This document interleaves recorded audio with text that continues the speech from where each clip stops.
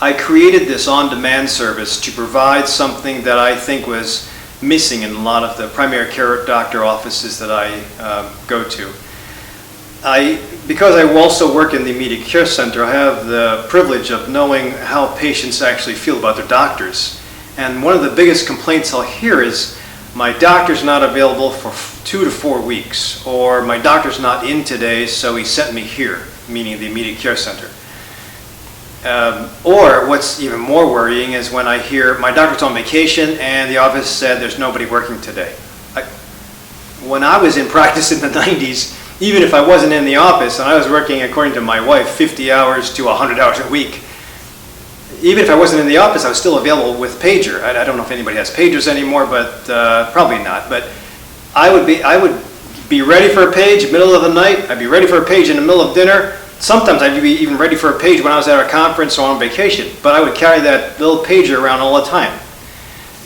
And nowadays, I think some of my colleagues are being burned out because to make ends meet in a large office, you really have to see volume.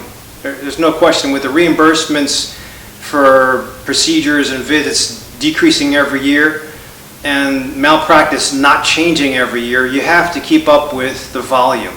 And the only way to get volume in and out of your office is to cut down on the questions and answers, have an algorithm available so you can go straight to a treatment plan, and standardize a treatment plan.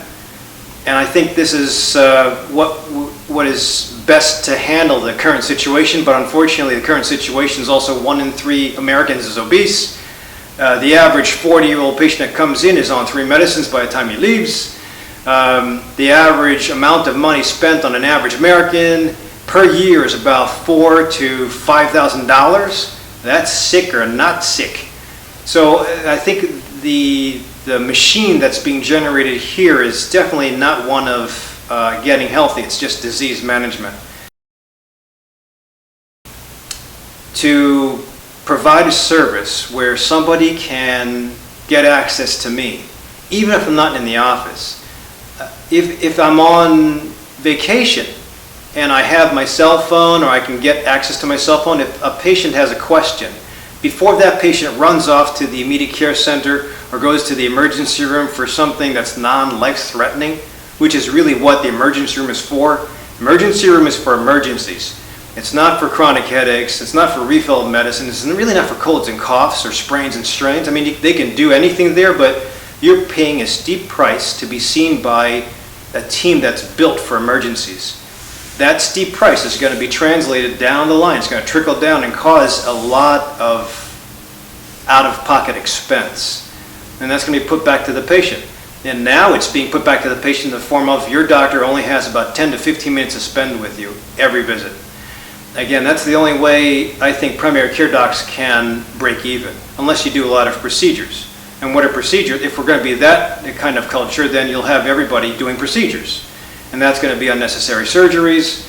It's a big mess. But again, just to focus now on why I'm offering this, I think that my patients deserve to be with me, or at least to have access to me 7 days a week. Yes, that sounds crazy, but again, as I have spoken in the past, I used to wear a pager every day of the week, and I would be always accessible with that thing. The same can be said with internet access.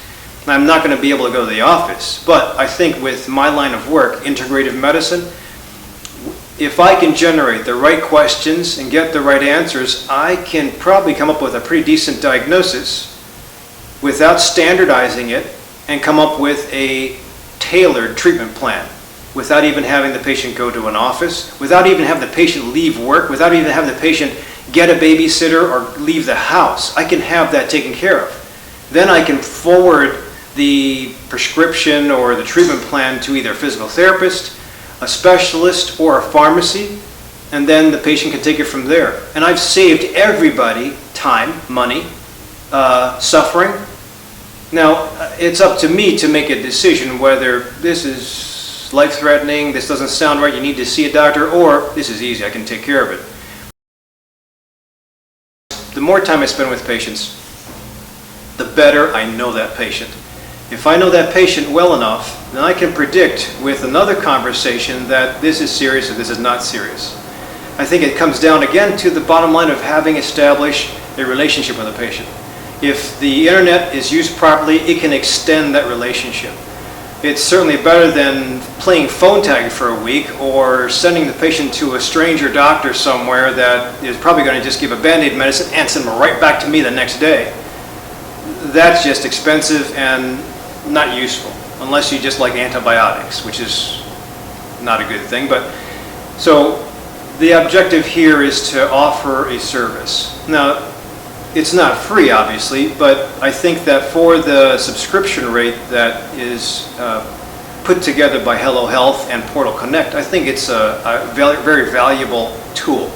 If you look at your average copays of prescriptions, $10 to $15, paying a $48 once a year subscription rate to this HIPAA-compliant, internet-safe warehouse of information, Hello Health, and then having secure access via Portal Connect, both in the same realm, I think that's worth the value of the $48. If you can then extend, if I extend my services to the patient through that way of communication, again, I think the service is invaluable. So this is what I seek to do. There will be other things that will hopefully branch from that, even in the form of video conferencing, webinars. Sometimes I might even be able to give consults via Skyping. I think the options are there. We're just not in the medical paradigm now. My average colleague is not able to take advantage of that.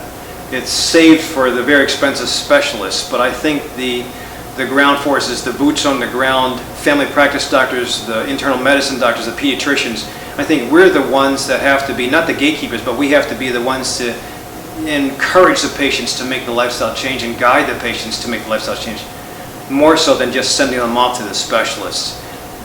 The specialists are definitely needed, but that's, if it can be saved, then better off for the patient, better off for the system.